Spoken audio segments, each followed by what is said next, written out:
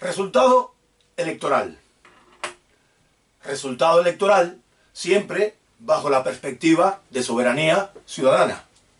No existe otra visión, otro filtro que este a la hora de razonar sobre lo que hemos vivido, lo que estamos viviendo tras estas elecciones y lo que se avecina o lo que se avisora. Partimos de la cuestión de fondo, de ¿para qué realmente nos sirve votar? ¿Y en qué concisamente nos beneficia el haber votado? ¿Para qué sirve votar? ¿Y en qué nos beneficia votar? Llevamos años tras años votando, una y otra vez. Siempre votamos por la ilusión de resolver un problema. O votamos más conscientemente porque un partido nos pide el voto en función de un proyecto de gobierno, a eso que le llaman programa, y que después resulta que no cumplen, nos desahucian. O porque después resulta que para gobernar, según el sistema de ellos, de conveniencia de ellos, hecho para ellos y entre ellos, necesitan de la alianza con otros partidos que son contrarios a aquel documento por el cual le votamos para resolver nuestros problemas. Y al final nuestros problemas no se resuelven, se acumulan, empeoran, cada vez se degeneran, llega un momento en que no lo podemos soportar y nuestra vida fracasa, se hunde, sucumbe, nos vamos de España, nos morimos de asco, nos morimos literalmente. Hablando. Ya queda como precedente y dejamos bien claro que votar no es democracia. Hemos dejado bien claro que el sistema electoral no es el sistema de la democracia.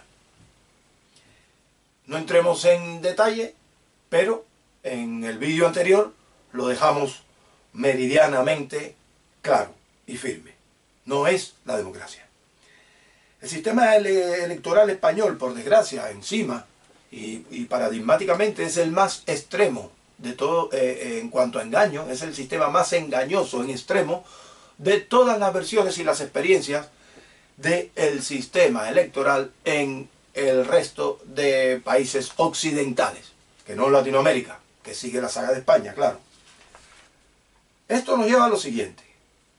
¿De qué nos sirve realmente el voto? Que es el planteamiento de inicio. Veamos. Vamos a hacer un análisis muy llano, sin entrar ni en Honduras ni en tecnicidades. Simplemente con una cuestión de elementalidad. Imagínense, llegan unos en principio y deshacen a su conveniencia, porque tienen un proyecto de control y dominación de la sociedad para que su modo de gobierno sea de más calidad para ellos. Así de claro. E imponen esa degeneración, sin ningún tipo de límite. Nos condicionan la vida, nos cambian la percepción, nos generan conflictos entre nosotros mismos, guerras, etc. Y al final nos utilizan y aumentan nuestros problemas. Algunos tienen la suerte de darse cuenta y otros quedan obcecados como fuerza de choque. De pronto, en este sistema electoral, imagínense, hay un vuelco y vienen los otros, los que supuestamente son contrarios a estos que han deshecho por su sistema de conveniencia. Vamos a poner como paradigma, obviamente, en los extremos, la izquierda y la derecha.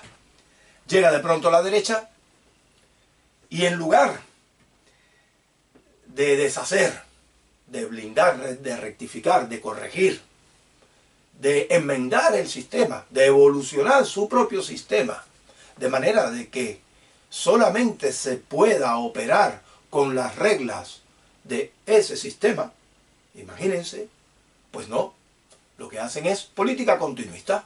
Estructuralmente el sistema queda tocado por los anteriores, por la izquierda, pero ellos lo dejan así y al contrario lo agravan. Después las medidas y toda la política que hace es continuista. Es una política de lo mismo, de atrápalo todo.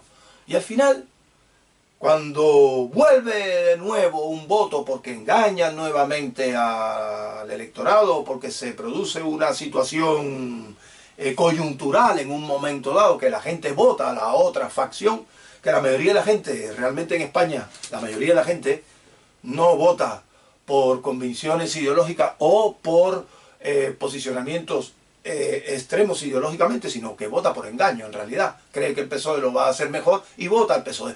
No sabe quién es el PSOE. Ya sabemos que es una de las organizaciones más mafiosas y criminosas de toda la historia de España, si no la más con creces. Pero votan por otro motivo. Quedan engañados y vuelve de nuevo el mal de males y sigue deshaciendo. Y así en una noria interminable. Esa ha sido la experiencia de todo el sistema electoral en España desde 1978, donde con una supuesta buena intención ha ido degenerando progresivamente hasta límites ya irreversibles e insospechados. Hasta llegar al ataque más personal, hondo, íntimo del individuo para destruirle ya en moral, en vida, por sus propios objetivos de dominación. La nueva ideología política de las izquierdas.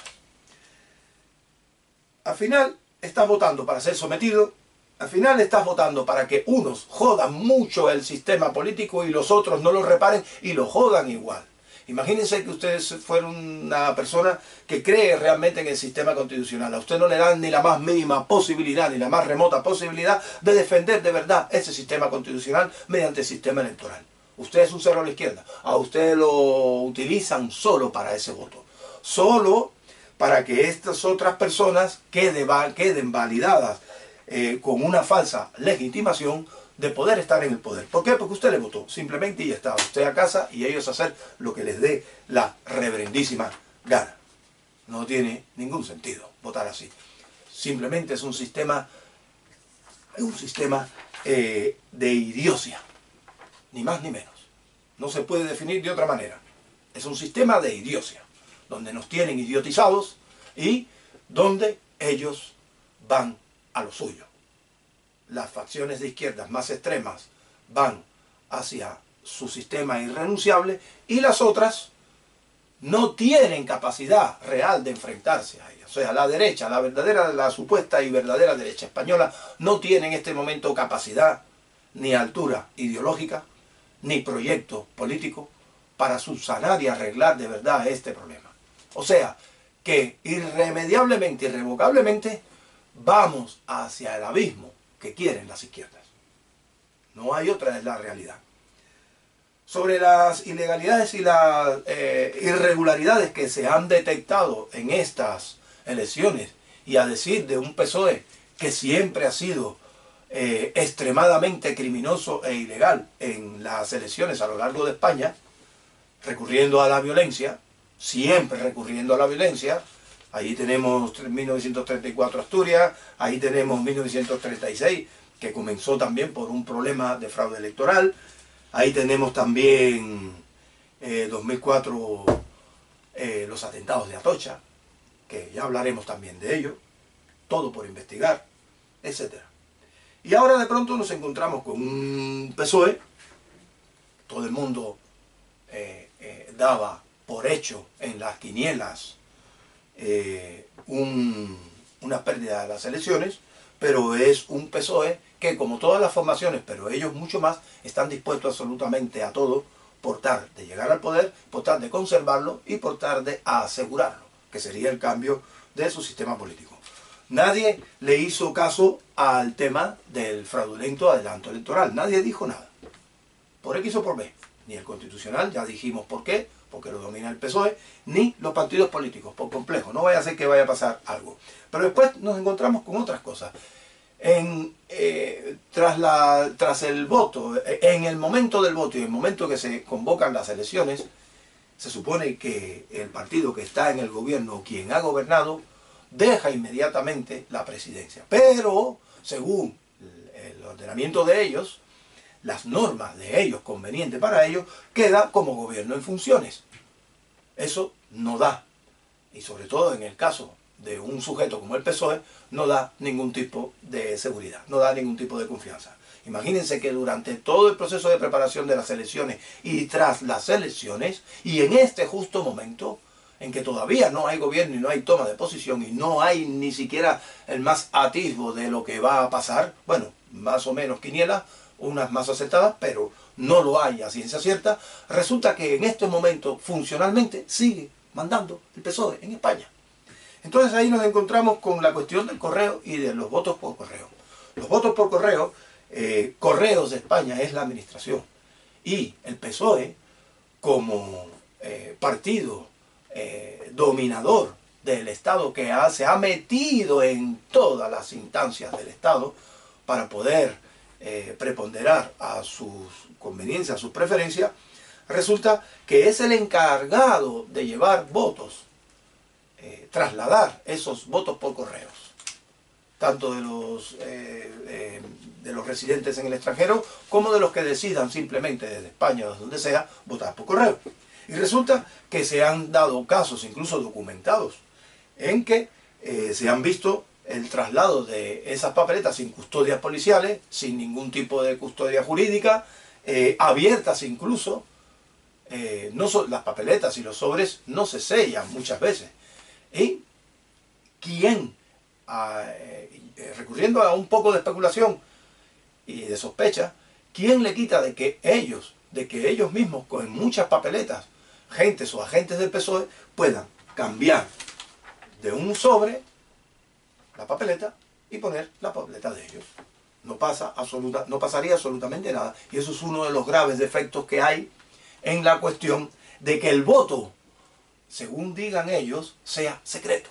Eso del voto secreto es una gran trampa, y además es una de las cosas que a más fraude se presta. Hablaremos de la reforma transitoria que plantea Soberanía para el nuevo sistema electoral mientras no haya la democracia. Hablaremos de ello más extendidamente en otro corto, pero les adelantamos que Soberanía ya plantea la necesidad de que el voto sea identificado, que no significa que sea público. Con eso se acabarían todos los problemas. Lo hablaremos aquí además porque viene a colación. Seguimos. Al final hemos encontrado otras irregularidades también. Resulta que en la zona de Valencia y en otros pueblos adyacentes, convenientemente y a diferencia de otros domingos, ese domingo de las elecciones se suspendieron los trenes de cercanía. Casualidad, ¿verdad? 13 detenidos en Murcia por la Guardia Civil por trama de compra de votos, y todos del PSOE. Afiliados del PSOE que han sido sorprendidos intentando votar 2 veces, por correo y presencial. Y así una larga lista de despropósitos que realmente dicen lo que hay. Y después el hecho de que realmente lo que ha sucedido es prácticamente como si ganara el PSOE respecto al PP y respecto a las previsiones. Puede ocurrir, pero no suele ser muy usual, y más en un momento tan extremo como este. Entonces, significado de todo esto, ¿qué significa? Nadie ha dicho absolutamente nada, ni los partidos están con la boca muy cerrada, y mucho menos la prensa oficialista, corporativista, donde las haya, que depende del Estado, que menos aún. Incluso, aunque salgan noticias con pruebas, ellos intentarán callar todo esto. Ahora, ¿dónde estamos? Estamos en un momento, en uno de los momentos más fraudulentos del sistema electoral. Estamos en el momento del mercadeo. En primer lugar, el rey, que ya tiene la experiencia de 2016 y de 2019, el rey, que vio cómo la falta de confianza de los electores socava cada vez su sistema, porque ese sistema, este sistema político, este modelo de Estado es de conveniencia de los que procesan, de los que practican este modelo de Estado en las élites, empezando por el propio rey, veía cómo esto se le venía abajo. Entonces no va a querer repetir aquella amarga experiencia. Estará ya calculando para que Sancho y Esperpento, o sea, el titirín y gran traidor de la Moncloa y el fantoche de la Xunta de Galicia, que sale de la Xunta de Galicia, y ya hablaremos por qué lo definimos así, quieren gobernar de todas maneras a toda costa. Y el rey le da exactamente igual quien gobierne y en pos de lo que haga. Lo que quieren es que gobierne, tener un gobierno y se acabó. No va a haber mucha diferencia entre ambos, en realidad.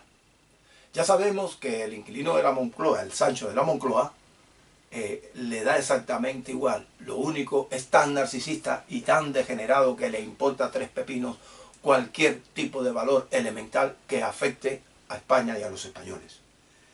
El otro también es un oportunista. Desde luego, los dos van a negociar con las facciones de izquierda, con los partidos minoritarios, con los partidos nacionalistas. Y los dos le van a poner a España en bandeja. Excepto José María Aznar, en la segunda legislatura, todos y cada uno de los presidentes de España le han puesto a España en bandeja a los nacionalistas. Y estos lodos que tenemos ahora vienen de aquellos caldos. Así de claro. La cuestión va a estar en el cómo y en las apariencias. En el momento en que llegue el caso y que el Sancho de la Moncloa pueda anunciar que se rompe España vía Barcelona sin que para él tenga connotación jurídica, pues lo hará abiertamente. Y el otro, el día que llegue, simplemente se justificará y le echará la culpa a otro, pero lo harán exactamente igual, porque su prioridad es mandar. Entonces esto nos lleva a dos situaciones concluyentes de lo que estamos viviendo hoy. La primera es que si las facciones de izquierda, ahora en esta negociación que están ejecutando en estos momentos, temen que se repita en la experiencia de la segunda edición electoral de 2019, si temen eso, porque creen que de pronto puede haber un repunte de la izquierda y todo se va a tomar por saco y entonces ya olvídate de todas las prerrogativas y todas las cuestiones por las cuales ellos están en el Congreso, y menos aún para los más determinantes, olvídate de la ruptura de España, pues entonces lo que van a hacer es formar gobierno con Sancho ya, sea el que sea. Van a formar gobierno y se acabó. O si ello depende de esas facciones más extremas nacionalistas, en este caso Cataluña y País Vasco, y estos ya quieren por adelantado la firma de la independencia como ruptura de España para poder apoyar a Sancho en esta nueva legislatura, entonces el otro no es porque tenga remilgos para dárselo. El otro, como tiene que mantener ciertas apariencias y todavía, como no han hurgado debidamente en el sistema penal como para eximirle de responsabilidades, no lo podrá hacer. Y entonces tendrá que convocar nuevas elecciones para finales de este año. Lo mejor de todo esto es que estaremos como en 2016 y como se repitió en 2019, estaremos durante una buena temporada, al menos 6 meses y más, sin el gobierno de ninguno de ellos. Estaremos un poco más libres nosotros los de abajo, sabiendo de que no están legislando, porque siempre que legislen ellos, sean de un ala o de otra, nos están jodiendo hasta la médula. A los autónomos, a las familias, a los trabajadores, a los estudiantes. No hay arreglo con ellos.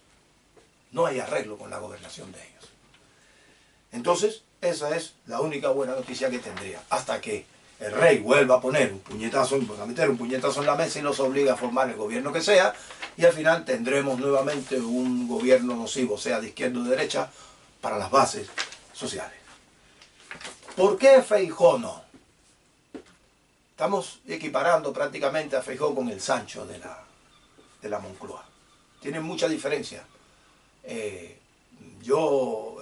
Desde mi referencia de valores, no hallo realmente una ponderación de mayor o menor valor entre uno y otro. No, realmente no. Ya sabemos que el Sancho de la Moncloa es un degenerado que le da exactamente igual, pero este otro es un oportunista, es un mentiroso y es una persona que no tiene capacidad. A la historia y a los hechos nos remitimos. Vamos a empezar por el hecho de que ya ha empezado a hablar de que Vox, el partido Vox, no es un socio de gobierno. Ya empieza con esos complejos, siempre lo ha hecho. ¿Para qué? Para hacer guiño a los nacionalistas. Ya está negociando con los nacionalistas. Dice que no va a negociar con los nacionalistas rupturistas. Sí lo va a hacer. Y cuando llegue el momento va a gobernar con ellos.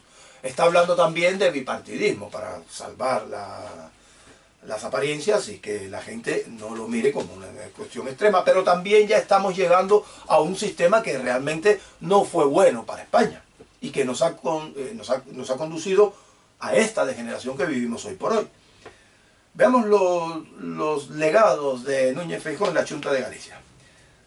desde que llegó, cuando aquel periodo que estuvo mandando degenerativamente en Galicia el bloque nacionalista gallego, con aquel tío que se llamaba, creo que Ancho Quintana o algo así, cuando llegó en 2009 dijo, entre una de las cosas por las cuales le votaron, él dijo que iba a recuperar el idioma nacional en el sistema educativo, ya que el sistema educativo degenerativamente, que es una de las cosas a las que se opone Soberanía Ciudadana, pasó de las competencias del gobierno central a los gobiernos autonómicos, mandados por los nacionalistas, los comunistas y toda esta sarta de oportunistas degenerados. Pues dijo que iba a recuperar el castellano, lengua nacional de España, en el sistema educativo gallego. La gente le votó por eso y él ganó las elecciones. La izquierda se puso en pie de guerra y entonces dijo que iba a hacer un plebiscito, una consulta a los padres a ver en qué querían que escolarizaban a los niños. Y salió muy mayoritariamente el castellano. ¿Y qué pasa hoy por hoy en todo el sistema educativo gallego? Que no se habla ni una palabra de castellano, que hasta las matemáticas te la dan en gallego. Gallego no, en galleguismo, que son dos idiomas diferentes. Está el gallego, auténtico de los gallegos, riqueza cultural donde las haya, y está el galleguismo, que es un idioma inventado por la izquierda nacionalista comunista para justificar desde el punto de vista antropológico-cultural el hecho de que sea algo diferente a España y que necesite una independencia. Es la connotación política del galleguismo. Otras cosas que hizo Núñez Feijóo durante todo eso, más memoria histórica que nunca. La memoria histórica, ese retorno a la guerra civil, a ultranza dentro de las propias instituciones actuales que instrumentalizó y criminalizó y criminó, no es una palabra correcta pero debería, la izquierda estuvo más aplicado en Galicia a manos de Núñez Feijóo que a manos de la propia izquierda. Después, los Castros, los asesinos de Cuba, hijos adoptivos de la Ankara, Lugo, bajo el mandato del propio PP y bajo la complacencia de Núñez Feijóo. Más de 5.000 pymes diarias antes de la pandemia, perdón, diarias no, anuales. Más de 5.000 pymes anuales desde antes de la pandemia destruidas, fracasadas, cerradas. Y un capital circulante que viene de fuera, que no se sabe de dónde coño es, que va y viene y que genera problemas a los verdaderos actores económicos gallegos, que se han tenido que ir, que se han hasta suicidado por haber perdido sus negocios, por la política de Núñez Feijóo, entre otras cosas, y del gobierno nacional. Millones para los sindicatos ideológicos. ¿Cuántas veces no se criticó eso? Y sin embargo se lo daba. ¿Para qué? Para que no le hicieran huelga. La cantidad de millones en el usufructo público, en el disfrute público del entorno multimillonario de esta gente, de Núñez Feijóo, remodelaciones completas de despachos innecesarios, renovación de parques de automóvil. Yo mismo, en mi trabajo y en la interacción con determinados entes del Puerto de Galicia, he sido testigo como cargos menores e intermedios políticos puestos a dedo por el PP cambian mes a mes de coche simplemente por el placer, por el usufructo ese. El mayor fracaso escolar que hay, con diferencia, en prácticamente toda España, está aquí, en Galicia. Y está porque no se aplica para nada las leyes de calidad de enseñanza, porque no tiene ningún tipo de vinculación ni obligación todo el personal funcionarial del sistema educativo gallego. Es también materia de un corto, como es tan largo lo dejaremos ahí. Y después la capitalización del Estado, a ultranza, del Estado gallego.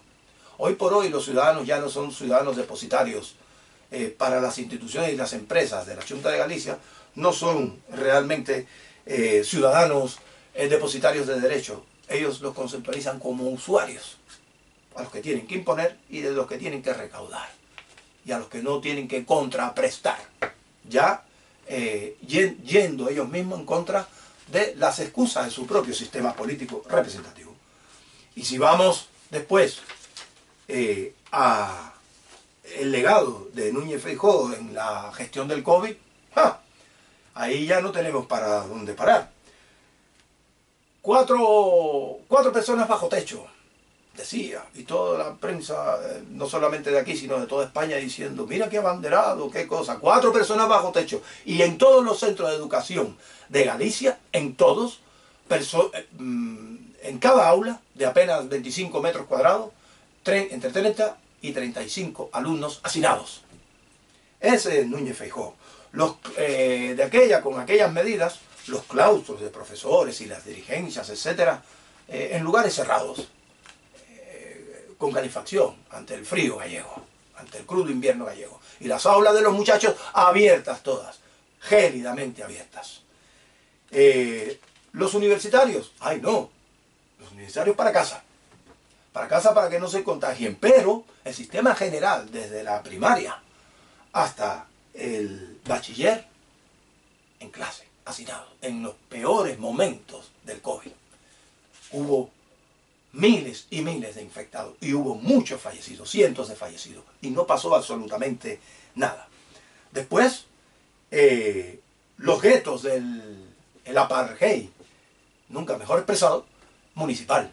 Dijo que había que cerrar, ese es Núñez Feijóo, dijo que había que cerrar todos los municipios y que la gente no transitara entre municipios, que iba a funcionar igual Galicia. Y de esa manera que iba a bajar los contagios del COVID. Para empezar, el 90% más o menos de la masa trabajadora, sea pública o particular, es intermunicipal.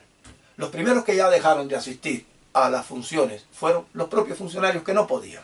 Ni la justicia, ni la administración, ni la autonómica, ni los ayuntamientos, nada. Todo se quedaba vacío. Se paralizaba el estado de ellos y de Núñez Feijóo. Cuando vio eso, ¡oh! Vaya cosa, pues ya fue haciendo como quien no quiere la cosa y dejando. Pero lo más significativo fue que la propia policía, cuando fue a aplicar aquella medida de idiota, de extrema idiotez, resultó que vio que no había manera, se veía desbordado aquello, una gran masa de coches de pronto que no tenían manera de retorno ni de evacuación, ni de atrás ni de adelante. Aquello era el infierno en Galicia. Ese es Núñez Feijóo. La exclusión sociolaboral por el tema de la vacuna. Eso es una cosa que es de juzgado de guardia. Sin embargo, de eso no se habló. La cantidad de gente que fue apartada por su trabajo por no vacunarse. La cantidad de gente que fue repelida de todos sus derechos sociales por no querer vacunarse. Una vacuna que al día de hoy ha matado a tanta gente como el propio COVID. No entraremos ahí. El ataque a la hostelería para justificarse él mismo. Una cuestión de idiotas. Si realmente, decían los hosteleros, se contagian aquí, pues para eso está el Estado. Se cierra la hostelería a cal y canto y resarcen económicamente a los hosteleros por su pérdida, en la proporción real de su mercado. Ah, no. Como no quieren gastarse el dinero, vamos a abrir la hostelería, pero no. Usted, uno aquí y otro fuera. Y como no puede pagar y usted no logra tener el nivel de recaudación mínimo que usted tiene en su negocio, eso a nosotros no nos interesa. Usted tiene que seguir pagando los impuestos especulativos que le hemos impuesto, valga la redundancia. Ese es Núñez Feijóo. Y ya que hablamos de impuestos y todas estas cosas, las falsas ayudas. Aquí en la Xunta de Galicia se instrumentalizaron directamente de la administración o a través de los grupos corporativos como los bancos, falsas ayudas que en realidad eran créditos. Y una de aquellas ayudas para los autónomos, que está aquí, cuando intentó ver cómo eran por el gran cierre que había, se quedó estupefacto, porque nos pedían a todos los autónomos por adelantado el pagar 2 meses de seguridad social para acceder a aquella ayuda. A mí concretamente yo tendría que pagar entonces 1.475 euros para recibir una ayuda de 650 euros, que después tendría que además que devolver. Ese es Núñez Feijóo. Y a río revuelto ganancia de pescadores. Aprovechó y se agenció una suerte de policía autonómica porque estaba desesperado por tener su estado completo, que la sacó de una fracción de la Policía Nacional. La metieron en unos coches que ponen Xunta de Galicia y por ahí, y todavía siguen andando. Y después la infamia de la gran propaganda constante y la mentira de los aplausos y decir estamos ganando esta batalla, tal y cual, y todo mentira. Aumentaban los contagios y aumentaban los fallecidos. ¿Qué nos lleva a todo esto? Que al final, mande Sancho o mande Esperpento, a nosotros los de abajo nos va a dar exactamente igual. Lo siento, pero es verdad. Claro está que estamos muy ofendidos, aquellos que amamos a España, viendo cómo el malnacido de Sancho la desmerita y la mancilla constantemente con cada uno de sus actos. Pero es que el otro va a hacer más de lo mismo, también. Con el mismo perro con diferente collar. Por un tema psicológico es posible que debemos quitar a Sancho y dejar que venga este pelele de la chunta, sabiendo quién es. Pero no va a resolver para nada el problema, porque ambos van a hacer subidas igual de impuestos de manera subrepta, de manera subverticia, de manera encubierta. Ambos van a seguir capitalizando los fondos públicos. Y ambos, porque no pueden esperar por la cantidad de dinero, las ansias de dinero que tienen para sus ansias de grandeza, no pueden esperar al final del trimestre siquiera. Ya con el propio Señor de Ciudades se meten en deudas con bancos internacionales y con la cuestión ya de la capitalización del dinero público, que es una de las grandes degeneraciones de este sistema político. Después va a haber más adoctrinamiento institucional que nunca para nuestros jóvenes. Y metiéndose ya en las esferas, en los ámbitos más íntimamente personales, que están destruyendo las vidas de los jóvenes. Que no hay un adoctrinamiento más criminal que tiene planteado Soberanía Ciudadana toda una hoja de ruta para que cuando tenga capacidad retroactivamente perseguirlo, pero como una verdadera guerra contra esa gente y hacerles pagar. Ya quisiéramos que vos lo hiciera, pero tampoco. Después la politización de las instituciones va a seguir. Y la ruptura de España, tarde o temprano, viene. No les quepa la menor duda. Porque dentro de este sistema no se puede preservar España. Con este sistema no se puede preservar España. Haciendo un paréntesis sobre Vox, y perdón que me extienda, pero lo merece, la nueva formación, Vox ha cometido un error muy grave en estas elecciones, y es comportarse políticamente correcto. En Soberanía decimos que la lucha por un ideal y por un principio no es compatible para nada con la procura del voto. Son dos actos inversamente proporcional, como dicen los físicos.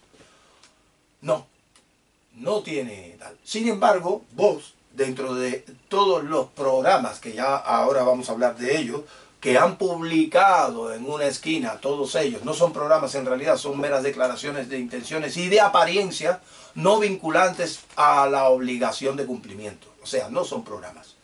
Y dentro de esas apariencias, la de Vox tiene algunos incisos, porque además es precisamente el programa, vamos a llamarle así, de Vox, es en realidad el mismo de José María Aznar, antes de la era de Rajoy. Y algunos lo podía haber defendido antes de estas elecciones de una manera combativa y sin embargo eso no se ha hecho. Se ha optado por una conducta electoralista políticamente correcta. Y ese tipo de conducta se identifica más que nada con una derecha amorfa, difusa, que más lo dilera el PP. Ya se hundió Ciudadanos del niñato de Barcelona porque imitando al PP. Para imitar al PP, para eso está el PP.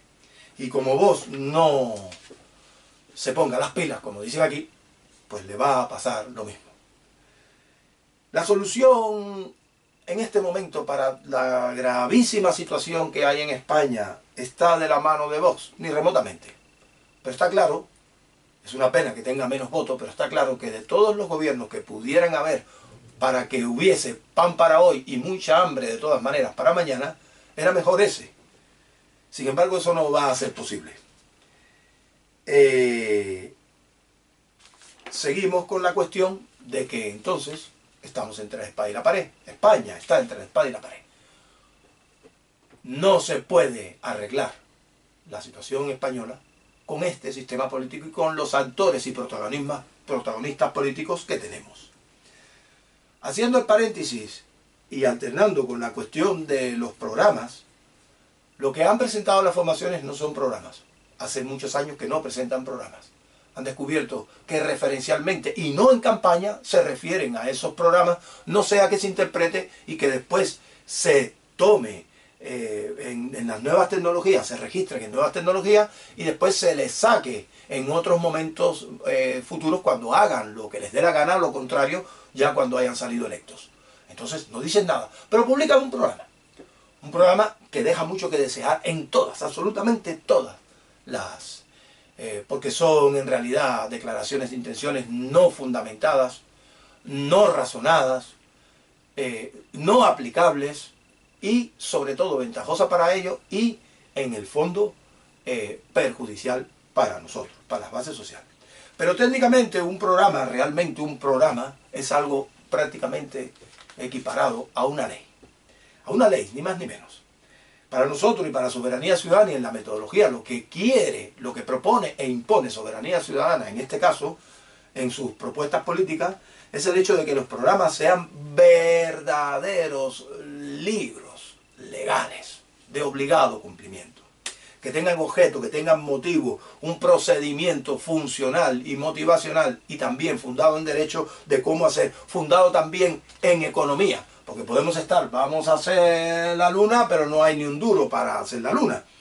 Entonces, los plazos, la cuestión de los plazos, la obligatoriedad de cumplimiento, las certificaciones, las penalizaciones, estás dispuesto a dejar el poder si no se cumple, y un largo etcétera.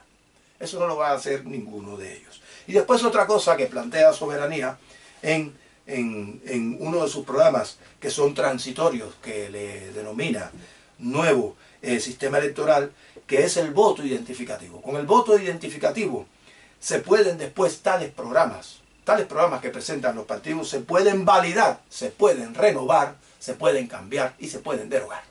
Pero la gente, el propio elector, sería como un sistema, como una especie de predemocracia.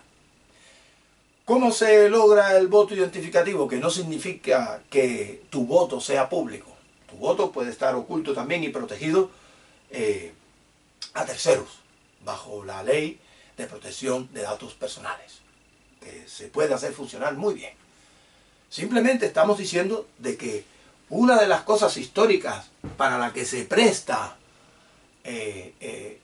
la corrupción y el fraude del sistema electoral, del voto electoral, está en el hecho de aquello que ellos dicen que es una garantía, que es que el voto es secreto. No, con el voto secreto lo que hay es una puerta a todo tipo de engaño y de chanchullo. Usted coge y va a votar y coge un sobre y mete ahí su papeleta. Y ya eso queda ahí. Que usted votó y se acabó. Y no sabe a quién votó, ni sabe. Cuando usted coge esa papeleta, imagínese en el caso hipotético, el que lo recibe de la mesa, o un apoderado, no tengo el nombre de esta gente, o el presidente, o qué sé, imagínese un caso hipotético, coja y saque su y ponga en su bolsillo, y ya está, se acabó. Y ese es oficialmente su voto. Y los grandes fraudes de voto por correo, los grandes fraudes de que votan los muertos, los grandes fraudes de que se vota repetidamente, se da y es posible por ese sistema del voto oculto, ay, del voto secreto, ay, su papeleta. De eso nada. Provisionalmente o transitoriamente, Soberanía Ciudadana dice que usted puede llegar a una mesa electoral a la que le responda y se identifica y usted está ahí en la lista. Y en la lista usted pone por el partido que vota y queda contabilizado por quién usted vota y lo firma. Ya no hay posibilidad ninguna con ese acto de los fraudes anteriormente dichos. Pero después, eso nos da otra posibilidad. Cuando un partido gana las elecciones, cuando un partido político gana las elecciones porque usted votó a ese partido en aras o usted votó al programa de ese partido no puede cambiar su programa. Porque usted, por ley también, y en la reforma de este propio sistema plantea Soberanía, de que pueda haber un ordenamiento jurídico y nuevas normas jurídicas que hagan posible que todos los electores identificados de un partido sean los que le digan al partido si quiere cambiar el programa que prometió si tiene que aplicar ese programa que prometió, si no quiere o quiere que negocie con los nacionalistas, si quiere o no quiere que haga pacto. O sea, quien manda en todo momento sobre el partido serían los electores que lo auparon al poder y no el partido mismo. Son medidas de pre-democracia, como lo define Soberanía Ciudadana. No, desde luego que no. Ellos no querrán nunca eso. Porque ellos quieren este sistema neodictatorial.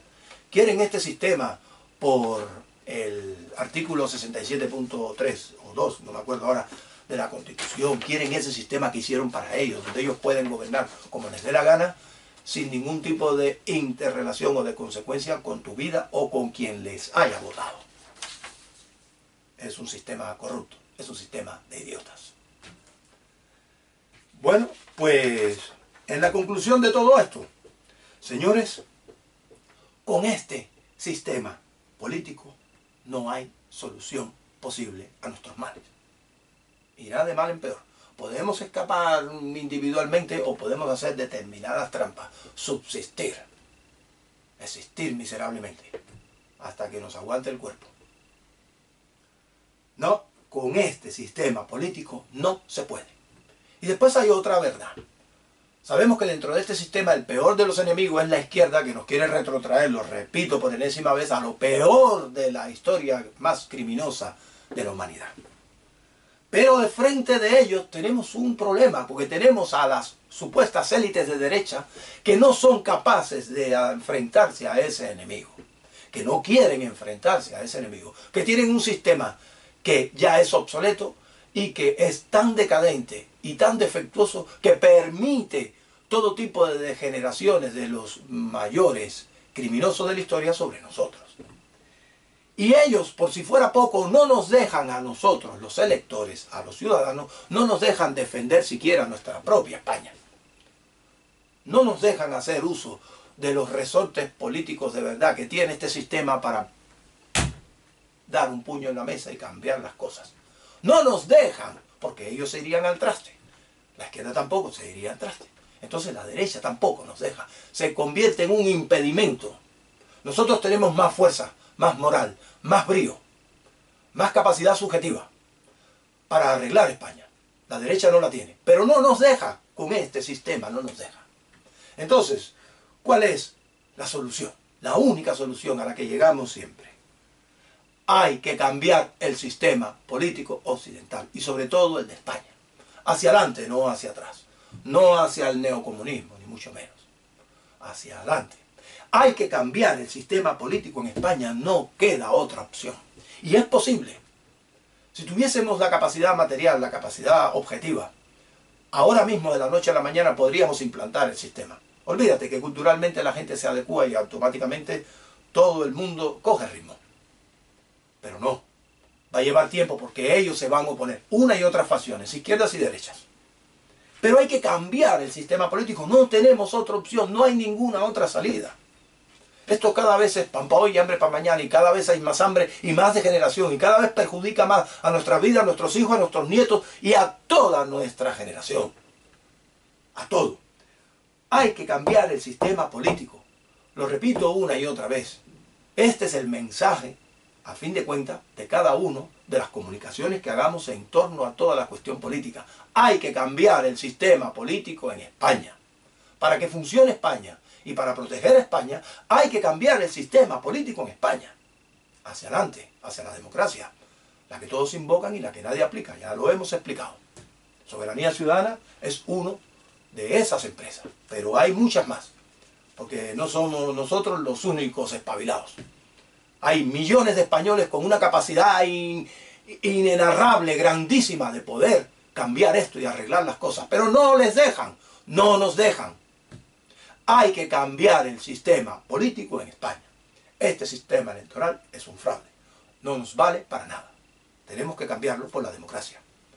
La única que existe, la que todos ellos invocan y la que nadie aplica. Gracias a todos y esperemos ahora los próximos acontecimientos en este gran circo que tienen armado estos degenerados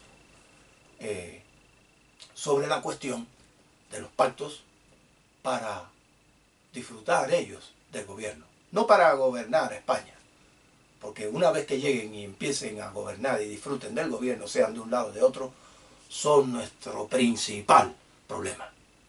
Gracias a todos nuevamente y reciban un fortísimo abrazo de soberanía ciudadana.